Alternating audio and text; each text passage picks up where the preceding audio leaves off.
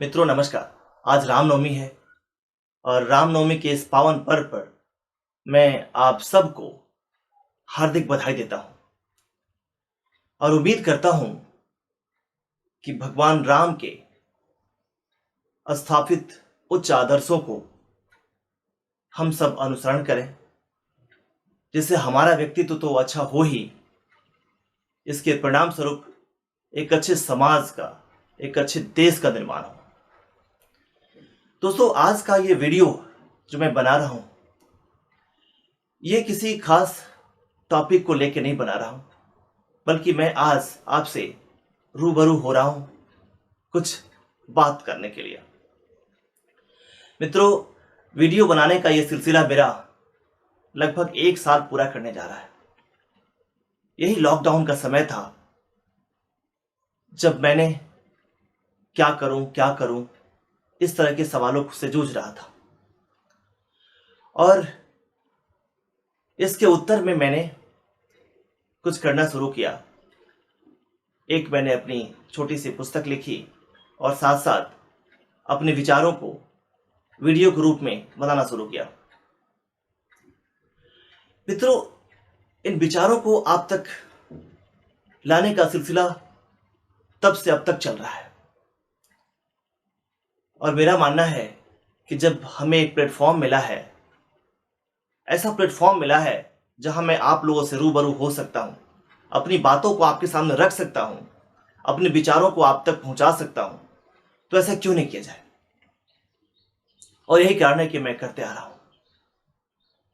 मित्रों, मेरे कई सारे दोस्त मिलते हैं जो पूछते हैं और कहते भी हैं कि आपका वीडियो अच्छा आता है या आपके विचार अच्छे हैं, लेकिन साथ साथ वो ये भी पूछते हैं कि इसका उद्देश्य क्या है आपका। मित्रों, अगर मैं उद्देश्य की बात करूं तो सामान्यतः हम सब जानते हैं कि जो वीडियो बनाते हैं या जो कलाकार होते हैं या किसी तरह के कला को जो प्रदर्शित करते हैं, वो यही चाहते हैं कि उनकी बातें दूर दूर तक पहुंचे, लोगों तक जाए। स्वाभाविक है, मेरा भी यही मानना है। लेकिन मैंने कभी भी इस पे जोर नहीं दिया कि आप मुझे सब्सक्राइब करें या मुझे सुने। हाँ, ये बातें मैंने आप पे छोड़ी है। उनके जवाब में मैं ये हमेशा कहता हूं कि ख्वाहिश नहीं है मुझे मशहूर होने की। आप सब मुझे जानते हैं, बस इतना ही काफी है। दोस्तों, मेरा मानना है कि विचार जो हमारे अंदर है उसको हम लोगों तक पहुंचाएं। इस ज्ञान की बातें जो हम ग्रहण करते हैं उसको आप तक पहुंचाएं, लोगों तक पहुंचाएं, समाज तक रखें। इससे हमें कई फायदे होते हैं। खास करके मुझे एक फायदा तो ये होता है कि हर मुद्दे पे मैं एक्सप्लोर करता हूं, रिसर्च करता हूं, और इसके कारण मेरा ज्ञान भंडार बढ़ता है। और मैं जब मेरा ज्ञान भंडार बढ़ता है तो मैं चाहता हूं कि मेरे पास जो चीजें हैं वो आप तक पहुंचे।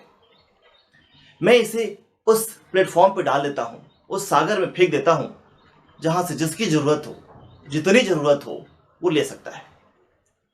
और मैं मानता हूं कि अगर सैकड़ों नहीं, लाखों नहीं, हजारों नहीं, अगर 1, 2, 5 लोग भी इस बात को सुनते हैं, उनको इससे फायदा होता है, किसी मामले में फायदा होता है, किसी एंगल से फायदा होता है, या उसका ये अनुसरण करते हैं और उनके व्यक्तित्व में इसका कुछ प्रभाव पड़ता है, तो मैं समझता हूं कि मेरे लिए मेरी सफलता है। और यही कारण है कि मैं अपने उन व्यस्त समय में से निकाल करके आप तक पहुंचने का कोशिश करता हूं, और आपका भी इसके लिए मुझे शुभकामनाएं मिलती है, आपका सहयोग मिलता है, इसका मैं आभारी हूं। और यही कारण है कि हमने ये भी विचार किया है, हमने निर्णय लिया है कि हर सप्ताह सैटरडे को, क्योंकि सैटरडे मेरा हाफ डे ऑफ होता है, मैं आप सबके सामने आऊंगा एक टॉपिक को लेकर के। उसका सीधा सरोकार हमारे जीवन से होगा, और हमने उसका नाम रखा है सबकी बात अशोक झा के साथ। मैं उम्मीद करता हूं कि ये बातें आप तक पहुंचेगी और हो सकता है कि इससे हम सब का फायदा हो। दोस्तों, अब बात कर लेते हैं आज के समय की। आज का भारत बहुत परेशान है। कोरोना का कहर लगातार जारी है। लोग घरों में रहने के लिए मजबूर हो रहे हैं, लोग के अपने बिछुड़ रहे हैं, अस्पतालों में भीड़ है, शमशान घाट पे भीड़ है। यह राक्षस के रूप में हमारे सामने अदृश्य राक्षस रूप में खड़ा है, जिसका मुकाबला हमें करना है। हमें सब मिलकर उसका मुकाबला करना है। कई जगह से खबरें आती है, कहीं नाइट कर्फ्यू है तो कहीं डे का लॉकडाउन है। अभी दिल्ली में 6 दिनों का लॉकडाउन चल रहा है। दोस्तों, हालांकि मेरा मानना है और सरकार ने भी कहा है, कल प्रधानमंत्री ने भी कहा है कि लॉकडाउन अंतिम हथियार होना चाहिए। मतलब अगर कोई चारा नहीं है तभी लॉकडाउन होना चाहिए, क्योंकि पिछली बार हमने इससे सीख ली है।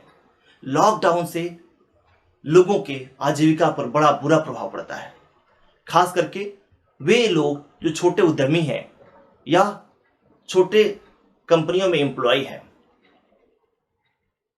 इसलिए सरकारें भी नहीं चाहती हैं कि लॉकडाउन लगाया जाए।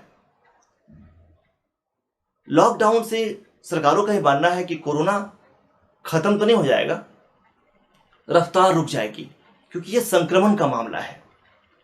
दोस्तों, कोरोना इस तरह की बीमारी है कि 1 से 2, 2 से 3 ऐसे नहीं बढ़ती है, 1 से 10, 10 से 100 इस रफ्तार में बढ़ती है। और हालांकि हमारे पास वैक्सीन आ गया है, उस मेडिकल वैक्सीन के अलावा हमें अपना सोशल वैक्सीन भी बहुत जरूरी है हमारे लिए। जो गाइडलाइंस हमारे पास आ रही हैं सरकार के द्वारा, एक्सपर्ट्स के द्वारा, उन्हें हमें फॉलो करना बहुत जरूरी है। हम उसको फॉलो करके ही कोरोना से बच सकते हैं। कड़ाई पहले, दवाई बाद में, ऐसा मैं मानता हूं। दवाई और कड़ाई जरूरी है, बट कड़ाई पहले होनी चाहिए। इस संक्रमण का मामला है तो जाहिर सी बात है कि हम जितना डिस्टेंस बना के रखें, हम मास्क का प्रयोग करें, हम अपने आप को सैनिटाइज करें, जरूरत के हिसाब से बाहर जाएं, यह हमारे लिए बड़ा जरूरी है। यही हमारा सेल्फ वैक्सीनेशन है, सोशल वैक्सीनेशन हो सकता है। मित्रों, जाहिर सी बात है कि यह लॉकडाउन आजीविका को प्रभावित करता है। सरकारें भी यही चाहती हैं कि लॉकडाउन कम से कम हो, और इसके लिए मेरा मानना है कि सरकारों को वैसे जगह या कंपनियों में जहां पे ऑटोमेटिक काम हो रहा होता है, जहां पे सोशल डिस्टेंसिंग मेंटेन करे काम हो रहा होता है, उन्हें खुद रखना चाहिए। ऑफिसेज में जहां पे लोगों का जाना जरूरी है, वहां 50% के उपस्थिति में काम करना चाहिए। जो कंपनियां वर्क फ्रॉम होम से कर सकती हैं, जैसे आईटी सेक्टर से, उन्हें पूरी तरह से वर्क फ्रॉम होम ही करना चाहिए। अभी ऑफिसेज की जाने की जरूरत नहीं उनकी। हाँ, भीड़ भाड़ वाले इलाके जैसे बसेस हुए, रेल्स हुए, एरोप्लेन्स हुए, स्कूल कॉलेजेस हुए, ये अभी बंद होना चाहिए, बंद ही रहना चाहिए। हालांकि उसका बुरा असर पड़ेगा तो सरकार द्वारा उन्हें कंपनसेट करना चाहिए, क्योंकि यहां पे लोगों की भीड़ होती है। सार्वजनिक सभाएं नहीं होनी चाहिए, धार्मिक सभाओं पे रोक होनी चाहिए। इलेक्शंस जहां पे लोग लाखों की संख्या में आते हैं, उसको बंद होना चाहिए। आप वर्चुअल प्रचार कर लें। इलेक्शन जहां चुनाव है वहां पे सोशल डिस्टेंसिंग मेंटेन करके वोटिंग करा लें, लेकिन इस तरह से सार्वजनिक सभाएं करके, रोड शो करके कोरोना को बढ़ावा न दें। इस सब तरह की चीजों को हमें फॉलो करना चाहिए। हम सबको यह मानना चाहिए कि सरकार का काम सिर्फ नहीं है, यह हमारा काम है। हम डंडे के बल पे या फिर चालान के बल से, चालान के डर से हम इसको अपनाएं और करें, यह सही नहीं है। हमें स्वतः संज्ञान लेना चाहिए कि हमें क्या करना है। हम हेलमेट नहीं लगाएं तो क्या होगा? नुकसान हमारा ही होगा ना। चालान तो सिर्फ 1000, 2000, 4000 का होगा। अगर एक्सीडेंट हुआ तो नुकसान किसका होगा?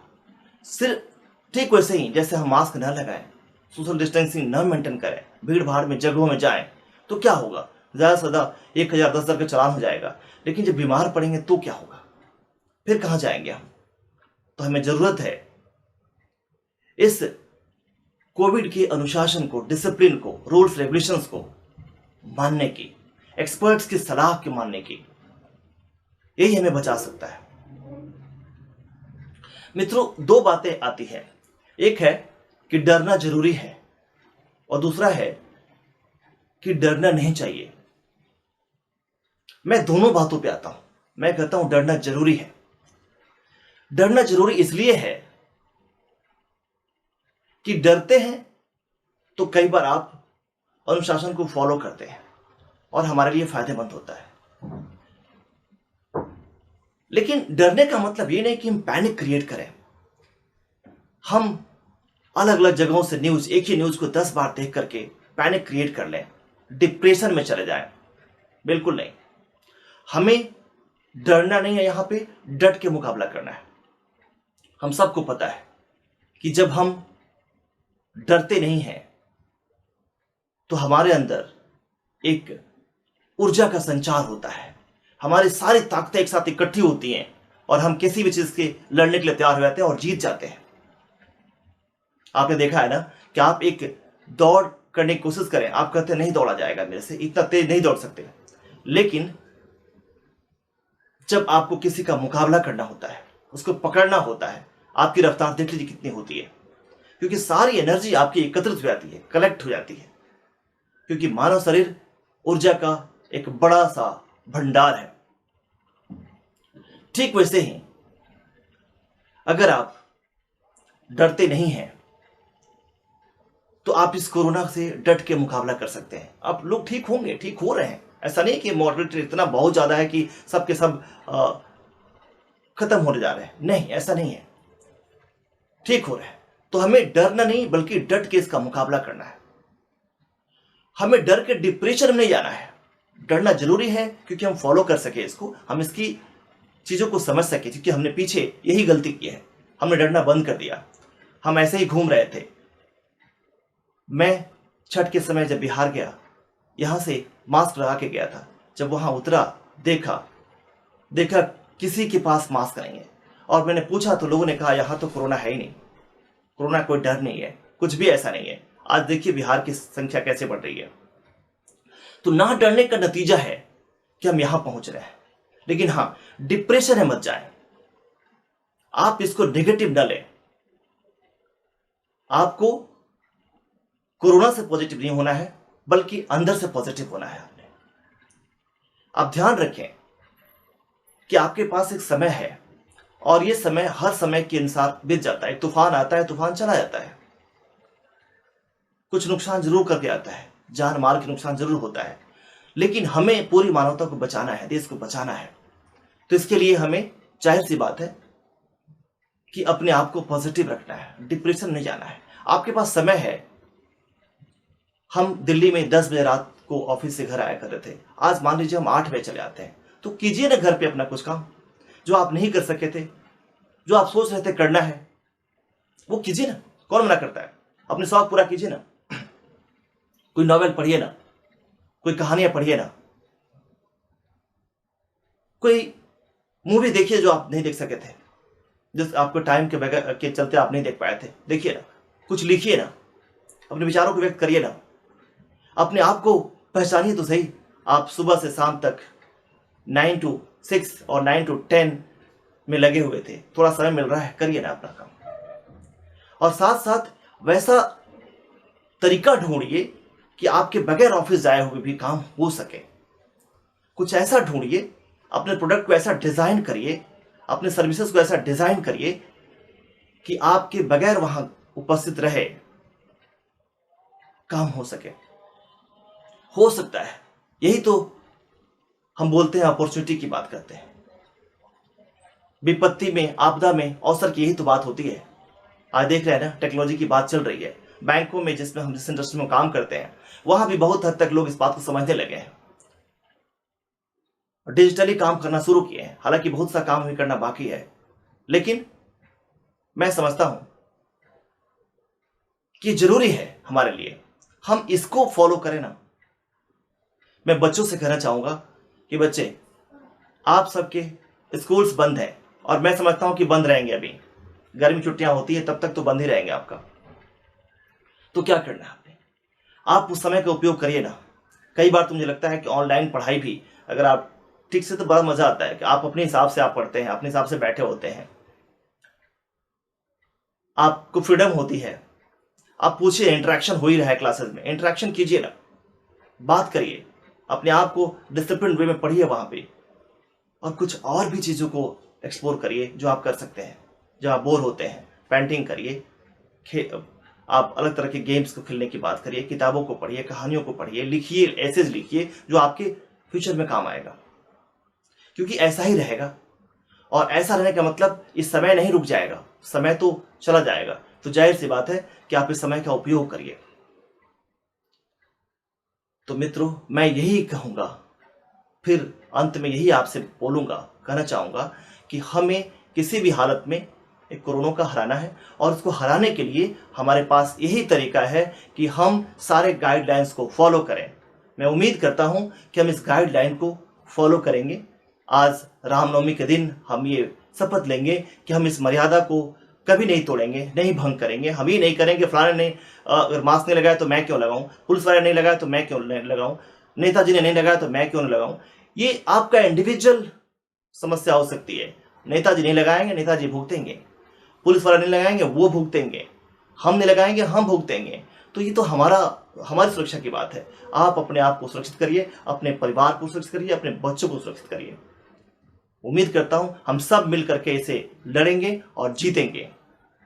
मिलता हूं अगले सेशन में, आपसे बातें होती रहेंगी, आपका प्यार मुझे मिलता रहेगा, ऐसा इसी उम्मीद के साथ मैं विदा लेता हूं। आप सबको ढेर सारी शुभकामनाएं रामनवमी की, और धन्यवाद आपका।